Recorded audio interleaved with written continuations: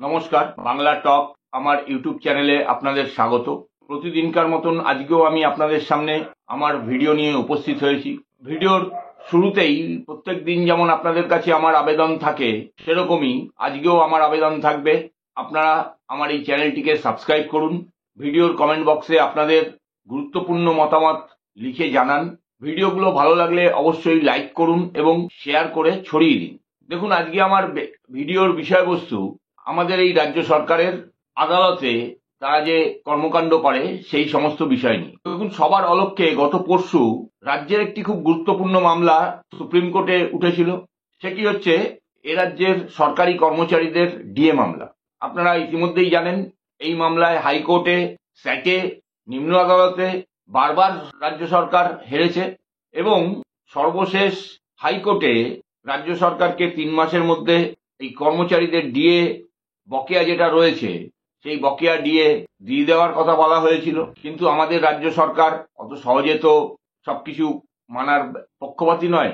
আর কলকাতা হাইকোর্টের রায় যখন, সে রায় তো মানার কোনো প্রশ্নই নেই। ফলে তারা দৌড়ে সুপ্রিম কোর্টে যায়, এসএলপি দাখিল করে। কিন্তু কোনো এক অজ্ঞাত কারণে গত 2 বছর ধরে প্রায় 13টি 14টি ডেট এসছে এবং গেছে। সুপ্রিম কোর্টের মহামান্য বিচারকদের টাইম হয়নি এই এসএলপিটি গ্রহণ করা হবে কি হবে না এ বিষয়ে সিদ্ধান্ত জানানোর জন্য। 5 মিনিটের ব্যাপার, মামলাটি মেনশন হবে, বিচারপতিরা জানাবেন এই এসএলপিটি তারা গ্রহণ করছেন কি করছেন না, এই বিষয়ে প্রশ্ন করবেন, কেন গ্রহণ করা উচিত রাজ্য সরকারের পক্ষ থেকে বলা হবে।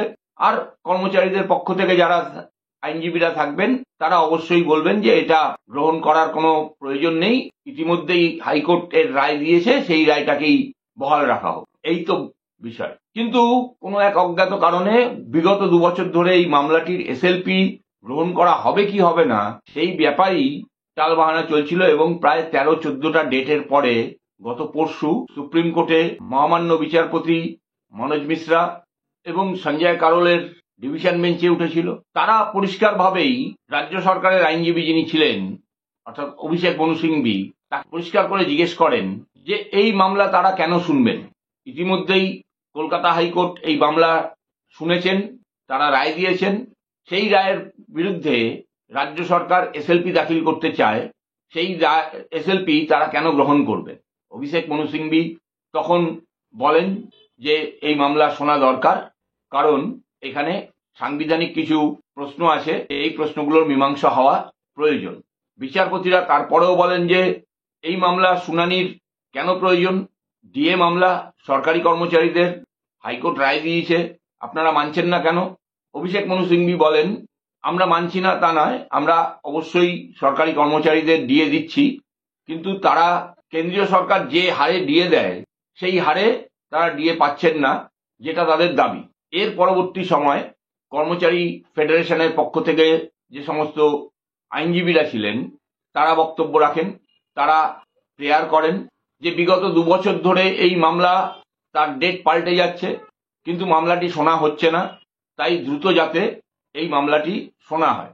গুরুত্বপূর্ণ বিষয় আরেকটি আছে, এতদিন এই মামলা রাজ্যের সরকারি কর্মচারীদের পক্ষে, রাজ্যের রিটায়ার হয়ে যাওয়া সরকারি কর্মচারী যারা পেনশন পান তাদের পক্ষ থেকে লড়ছিলেন কর্মচারী কনফেডারেশনের। কিন্তু গতকাল আমরা যেটা দেখলাম, সংগ্রামী যৌথ মঞ্চ, যারা শুধু রাজ্য সরকারের কর্মচারীদের ডিএ মামলার সঙ্গে যুক্ত নয়, অন্যান্য অনেক ইস্যু নিয়ে তারা আন্দোলনে নেমেছেন, রাস্তায় ধর্মতলায় অবস্থান করেছেন। এতদিন পর্যন্ত তারা এই মামলায় পার্টি ছিলেন না, তাৎপর্যপূর্ণভাবে এই মামলায় তারা পার্টি হতে চেয়েছিলেন এবং বিচারপতি সেই আবেদন তাদের মঞ্জুর করেছেন। এবং আগামী মাসের অর্থাৎ এপ্রিলের 22 তারিখে এই মামলার পূর্ণাঙ্গ শুনানি হবে এবং প্রথম দিকেই এই মামলাটিকে রাখার জন্য বিচারপতিরা বলেছেন। ফলে আশা করা যায় এবার এই মামলা খুব দ্রুততার সঙ্গেই কিন্তু সুপ্রিম কোর্টে উঠবে এবং তার নিষ্পত্তি হবে। সেটা রায় যে কোনো দিকে যেতে পারে। সুপ্রিম কোর্টের বিচারপতিরা হাইকোর্টের রায়কে মান্যতা দিয়ে সেটাকে বহাল রাখতে পারেন।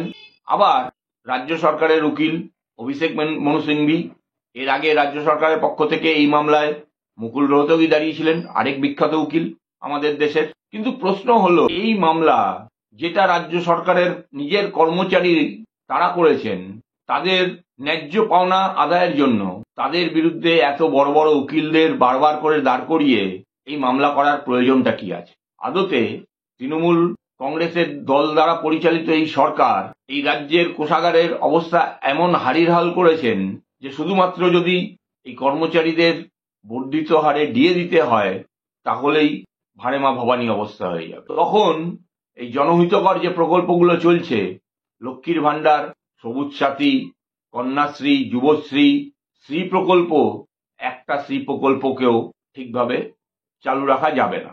ঠিক একই রকম ভাবে গতকাল কলকাতা হাইকোর্টেও রাজ্য সরকারের মুখ পুড়ল।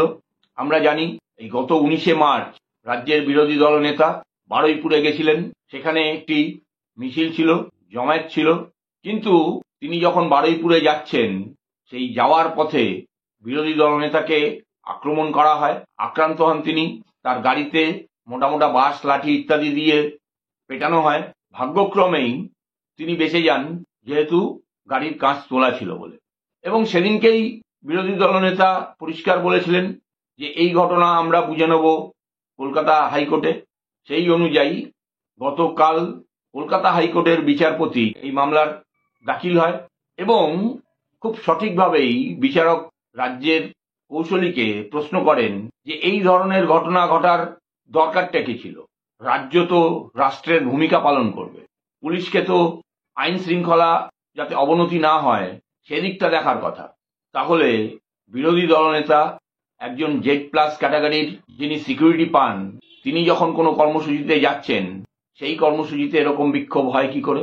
আদতে যেটা ঘটনা ঘটেছিল সেদিনকে, ওই বারুইপুরেই শুভেন্দু অধিকারীর কর্মসূচি যখন ছিল ঠিক তার 1 ঘন্টা আগে ওই জেলার এসপি তিনি তৃণমূল কংগ্রেসকে আরেকটি জমায়েত করার পারমিশন দিয়েছিলেন। আচ্ছা, এটা কখনো সম্ভব হয়?